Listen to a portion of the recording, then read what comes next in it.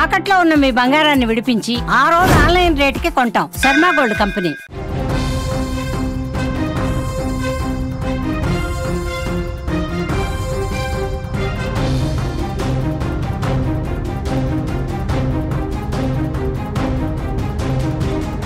పాకిస్తాన్కు Balochistan liberation army చుక్కలు చూపిస్తోంది.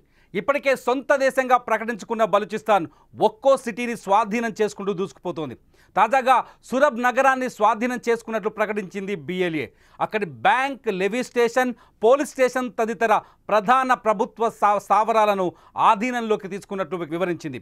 ముందుగా సురబ్ నగరంలోకి ప్రవేశించిన BLA బీభత్సం సృష్టించింది. నగరంలోని ప్రభుత్వ ఆఫీసులపై దాడి చేసి తమ ఆధీనంలోకి తెచ్చుకుంది. బ్యాంక్, పోలీస్ స్టేషన్, లెవీ స్టేషన్లను స్వాధీనం చేసుకుంది. BLA దాడుల్లో ఓ సీనియర్ పోలీస్ ఆఫీసర్ కూడా హతమయ్యాడు. పాకిస్తాన్ ఆర్మీ పైన కూడా BLA దాడులు చేసింది. ఇప్పటికే క్వెట్టా, కరాచీ, సురబ్, గిడ్డర్ జాతీయ రహదారులను BLA తన ఆధీనంలోకి తీసుకొని పెట్రోలింగ్ నిర్వహిస్తోంది. ఇలా BLA దూకుడుతో క్రమంగా బలూచిస్తాన్పై పాకిస్తాన్ పట్టును కోల్పోతోంది. ఇప్పటికే బలూచిస్తాన్ తమ సొంత దేశంగా ప్రకటించుకుంది. పాకిస్తాన్ ఆర్మీ బలూచిస్తాన్లోకి వచ్చే ప్రయత్నం చేస్తుంటే ఆర్మీ వాహనాల్ని కూడా ధ్వంసం చేసింది. బలూచిస్తాన్ భారీ ఎత్తున తిరుగుబాటుని బలోపేతం చేసింది. బలూచిస్తాన్ లిబరేషన్ ఆర్మీ ఇప్పటికే స్వతంత్రాన్ని ప్రకటించుకుంది. మన విజువల్స్లో చూస్తున్నాం. పాకిస్తాన్లో బలూచిస్తాన్ పోలీస్ స్టేషన్ పైన దాడి జరిగిన దృశ్యాలను చూస్తున్నాం. బలూచి ఆర్మీ పోలీస్ స్టేషన్, ఎక్కడైతే ఈ సురబ్ నగరంలో పోలీస్ స్టేషన్ ఉందో ఆ సురబ్ నగరంలో పోలీస్ స్టేషన్ పైన BLA దాడులు చేస్తున్న విజువల్స్ మీరు స్క్రీన్ పైన చూస్తున్నారు. BLA తన సత్తాను చాటుకుంటోంది. పాకిస్తాన్ బలహీనత బలూచిస్తాన్ ప్రిమిసిస్లోకి రాకముందే బాంబులు పెట్టి పేల్చేస్తున్న BLA బలూచిస్తాన్ పరిధిలో ఉన్న నగరాలని సొంతం చేసుకుంటూ వస్తోంది. బలూచిస్తాన్ స్వతంత్ర పోరాటం ఇప్పటిది కాదు, ఎప్పటి నుంచో బలూచిస్తాన్ పాకిస్తాన్తో యుద్ధం చేస్తుంది.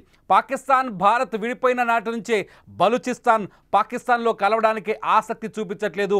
అప్పటి నుంచే BLA ఒక తిరుగుబాటు సంస్థగా తయారైంది. అప్పటి నుంచే BLA బలూచిస్తాన్ విముక్తి కోసం పోరాటం చేస్తుంది.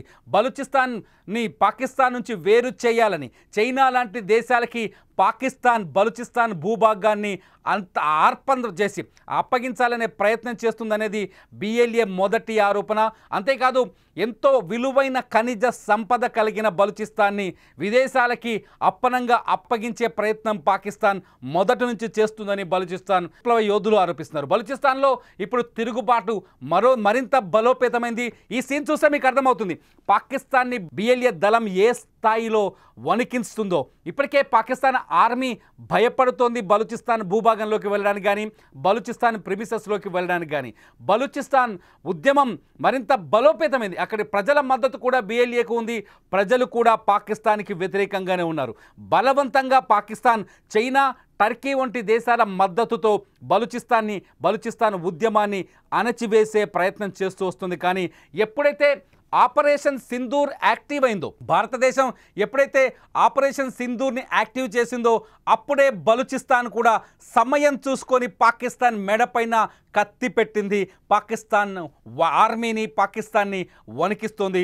పాకిస్తాన్ ప్రభుత్వాన్ని వణికిచ్చింది. మొత్తానికి బలూచిస్తాన్ ఉద్యమం భారత్ ఎప్పుడైతే ఇక్కడి నుంచి ఇటువైపు నుంచి భారత్ ఎప్పుడైతే పాకిస్తాన్ని బలహీనపరిచిందో, ఎప్పుడైతే భారత్ పాకిస్తాన్ భూభాగంలోకి వెళ్ళి వైమానిక దాడులు చేసిందో, పాకిస్తాన్లోని విమానాశ్రయాలు అలాగే వైమానిక స్థావరాలపైన భారత్ చాలా సునాయాసంగా దాడులు చేసిందో అప్పుడే పాకిస్తాన్ ప్రభుత్వ శక్తి సామర్థ్యాలు బలూచిస్తాన్కి అర్థమయ్యాయి.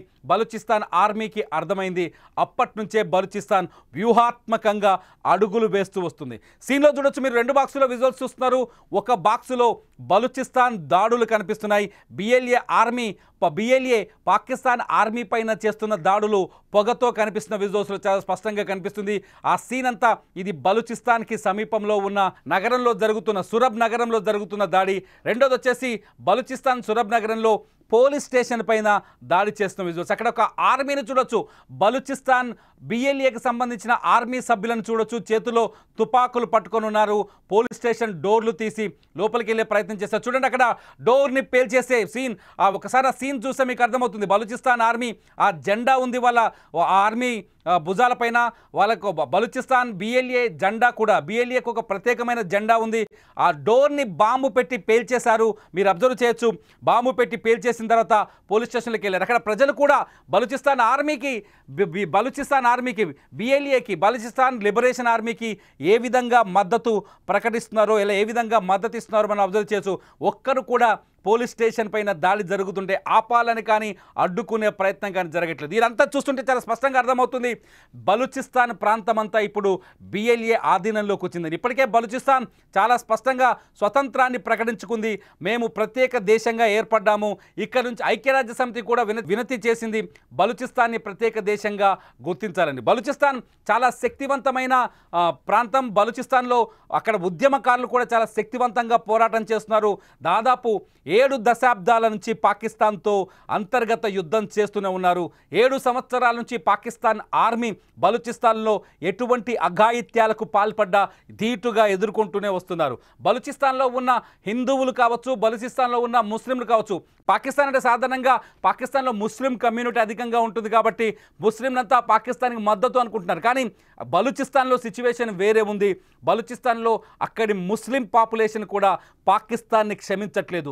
అక్కడున్న ముస్లిం పాపులేషన్ కూడా పాకిస్తాన్ని వ్యతిరేకిస్తుంది, పాకిస్తాన్ పెత్తనాన్ని వ్యతిరేకిస్తుంది. పాకిస్తాన్ అనేది ఒక పిచ్చి దేశం అనే విషయం బలూచిస్తాన్కి చాలా స్పష్టంగా తెలుసు. పాకిస్తాన్కి తమ ఆస్తులని, తమ సర్వస్వాన్ని అర్పించాలి అనే ఆలోచన బలూచిస్తాన్కి చాలా స్పష్టంగా తెలుసు. బలూచిస్తాన్లో బొగ్గు, రాగి, బంగారు ఖనిజాలు ఉన్నాయి. ఈ ఖనిజాలని దోచుకోవడం కోసం పాకిస్తాన్ చేయని కుట్రంటూ లేదు. పాకిస్తాన్ ప్రభుత్వం బొగ్గు ఈ ఖనిజ సంపద దోపిడీ కోసం చైనాకి ఈ ప్రాంతాన్ని అప్పగించింది. అక్కడ పోర్టుల్ని నిర్మించే ప్రయత్నాలు చేసింది. గ్వాలియర్ అక్కడ పోర్టుల్ని నిర్మించే ప్రయత్నం చేసింది. ఆ పోర్టులపైన కూడా బిఎల్ఏ అప్పుడప్పుడు దాడులు చేస్తూనే ఉంది. మొత్తానికి ఇప్పటికే హైవేలు కావచ్చు, కొన్ని క్వెట్టా, అట్లాగే ఇప్పుడున్న సురబ్ వంటి నగరాలు కావచ్చు, ఈ నగరాలన్నీ ప్రస్తుతానికి బలూచిస్తాన్ ఆధీనంలో ఉన్నాయి. కరాచీ కూడా బలూచిస్తాన్ ఆధీనంలో ఉన్నట్టుగా స్పష్టంగా అర్థమవుతుంది. బలూచిస్తాన్ మొత్తానికి తమ బార్డర్ వరకు భూభాగాన్ని స్వాధీనం చేసుకుంది. ఇంకా చెప్పాలి అంటే పాకిస్తాన్కి చుక్కలు చూపిస్తుంది బిఎల్ఏ. పాకిస్తాన్ ప్రభుత్వానికి ముచ్చెమటలు పట్టిస్తుంది. మొత్తానికి బలూచిస్తాన్లో జరుగుతున్న తిరుగుబాటుకి మొత్తం ప్రపంచ దేశాలు ఇప్పుడు మద్దతిస్తాయా లేదా అన్నది ఆసక్తికరంగా మారింది. పాకిస్తాన్కి మద్దతిస్తున్న చైనా బలూచిస్తాన్ కోసమే అని కూడా ఒక చర్చ ఉంది. బలూచిస్తాన్లో ఉన్న గనుల్ని దోచుకోవడం కోసమే గ్రోత్ కారిడార్ని నిర్మిస్తోంది చైనా అని ఒక చర్చ ఉంది. చర్చలన్నింటి నేపథ్యంలో మొత్తానికి బలూచిస్తాన్ ఆర్మీ మాత్రం తమ భూభాగం పైన పట్టును సాధించినట్టుగా తెలుస్తుంది. 2-3 రోజుల క్రితమే పాకిస్తాన్ ఆర్మీకి సంబంధించిన వాహనాలు బలూచిస్తాన్ వైపు వెళ్తుంటే ఆ ఆర్మీ వాహనాల్ని వరుసగా చాలా చాకచక్యంగా పేల్చేసింది బిఎల్ఏ. ఒకేసారి దాదాపు 30 వాహనాల్ని బాంబులు పెట్టి లేపేసింది. దీంతో ఆర్మీ బలూచిస్తాన్ వైపు అడుగులు వేయడానికి, పాకిస్తాన్ ఆర్మీ బలూచిస్తాన్ వైపు అడుగులు వేయడానికి భయపడే పరిస్థితి ఏర్పడింది. మొత్తానికి బలూచిస్తాన్ ఇప్పుడు పాకిస్తాన్ వెన్నులో వణుకు పుట్టిస్తుంది, కంటి మీద కునుకు లేకుండా చేస్తుంది. నిన్న పాక్ ప్రధాని చాలా స్పష్టంగా చెప్పారు. అజర్బైజాన్లో టర్కీ, అజర్బైజాన్, పాకిస్తాన్ 3 కలిసి ఒక అక్రపూరితమైన సమావేశాన్ని ఏర్పాటు చేసుకున్నాయి. టర్కీ ఆయుధాలని సప్లై చేస్తే అజర్బైజాన్ కూడా ఆర్థిక సహాయం చేయడానికి పాకిస్తాన్ ముందుకొచ్చింది. ఇదే సమయంలో పాకిస్తాన్ ప్రధానమంత్రి షహబాజ్ షరీఫ్ కొన్ని విచిత్రమైన వ్యాఖ్యలు చేశారు. ఏం చేశారు? భారతదేశం మాకు కంటి మీద కొనుకు లేకుండా చేస్తుందని చెప్పారు.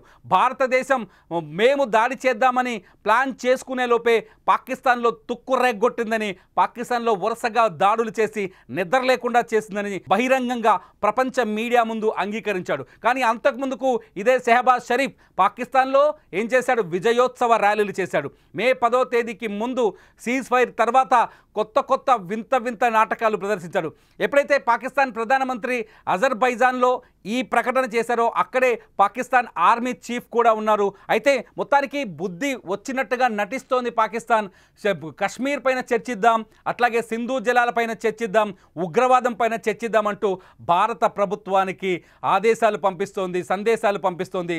చర్చలకు భారత ప్రభుత్వం ముందుకు రావాలని అంటుంది. కానీ పాకిస్తాన్లో మాత్రం అక్కడ ఉగ్రవాదులు సమావేశాలు నిర్వహిస్తున్నారు. నిన్న లష్కరే తోయిబా అధినేత ఎవరైతే హఫీజ్ సయీద్ ఉన్నాడో, ఈ హఫీజ్ సయీద్ పాకిస్తాన్లోని పంజాబ్ ఏరియాలో ర్యాలీలు చేశాడు. నేను వస్తున్నాను, భారత్ అంతు చూద్దాం, భారత్ పైన రక్తపాతాన్ని కొనసాగిద్దామంటూ రెచ్చగొట్టే ప్రసంగాలు చేస్తున్నాడు.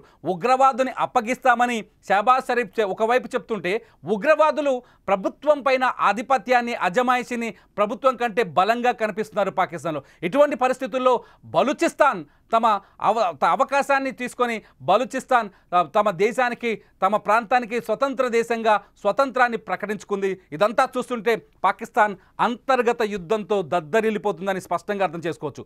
ఒకవైపు భారత్ భయం, మరోవైపు బలూచిస్తాన్ ఒత్తిడి, ఈ రెండు పాకిస్తాన్ ప్రభుత్వానికైతే నిద్ర లేకుండా చేస్తున్నాయని మాత్రం మనం ఇక్కడ చాలా స్పష్టంగా అర్థం చేసుకోవచ్చు. అసలు మీరేమనుకుంటున్నారు?